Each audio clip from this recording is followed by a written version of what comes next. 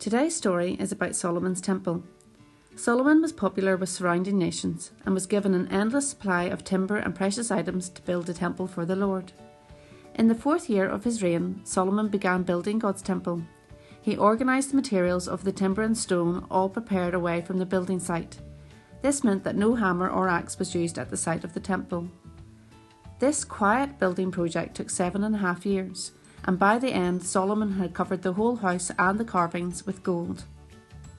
I want you to think about how you would build a den. My youngest son loves to build dens. He gathers up wood and larger branches, he finds old rugs for the floor and turns barrels into seats. It takes him time and effort. Now think about how a house is built.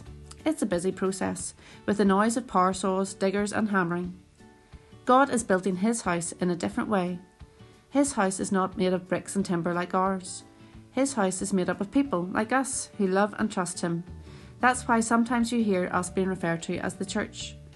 God does not use heavy tools, but he uses his word. In the same way Solomon built the temple without the sound of tools, God is building his temple, his church, very quietly. Instead of Solomon's workmen quarrying the stones and fitting them together, God is building his temple using us. He calls his people living stones, and he puts them together to become his temple.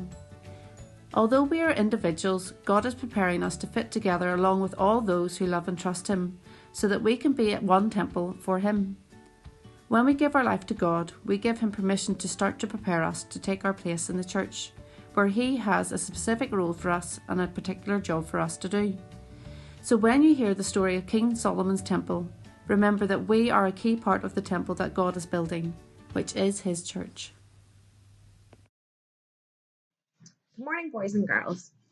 Today in our memory verse, we're going to start off by thinking about building blocks. I would imagine lots of you have got building blocks in the house. Some of you maybe like building big, tall towers with your building blocks. Some people like making houses. Some people maybe like making castles.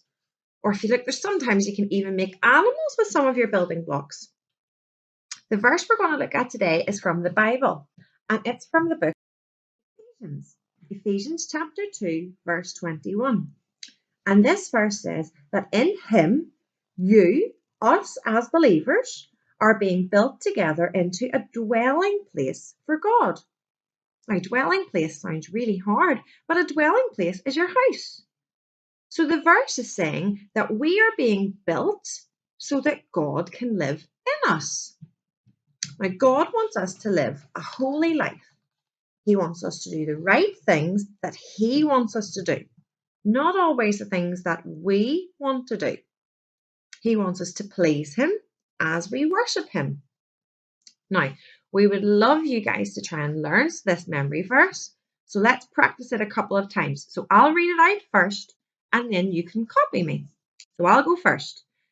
Ephesians chapter 2, verse 21. In him you are being built together into a dwelling place for God. Now, do you guys want to try? You join in with me. After 2. 1, 2. Ephesians chapter 2, verse 21. In him you are being built together into a dwelling place for God. Brilliant. I've got a helper in the house. Who's going to join in with me this time? Ready? Let's all say it again together. 1, 2. Ephesians chapter 2, verse 21.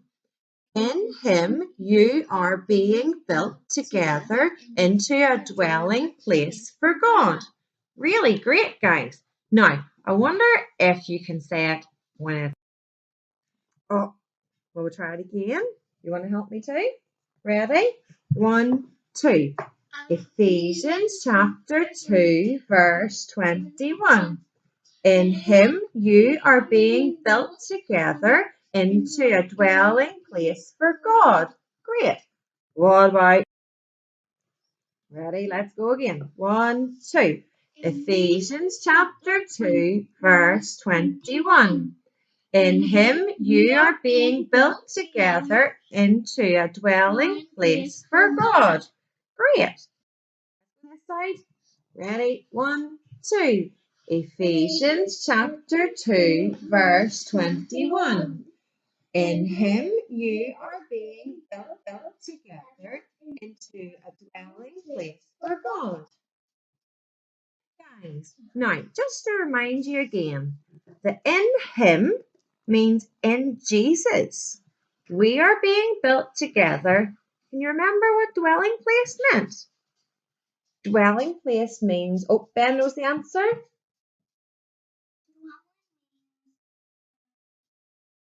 Means like your house. So we're being built through Jesus into a dwelling place so that God can live inside of us.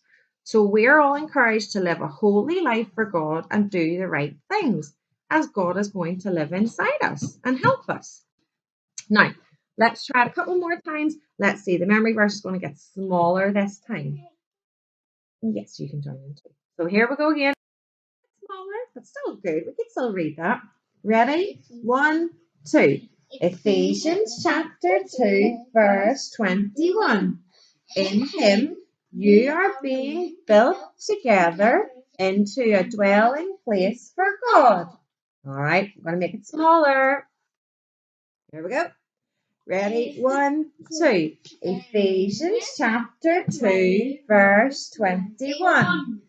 In him you are being built together into a dwelling place for God. Okay. That's even smaller. Ready? 1, 2. Ephesians chapter 2, verse 21.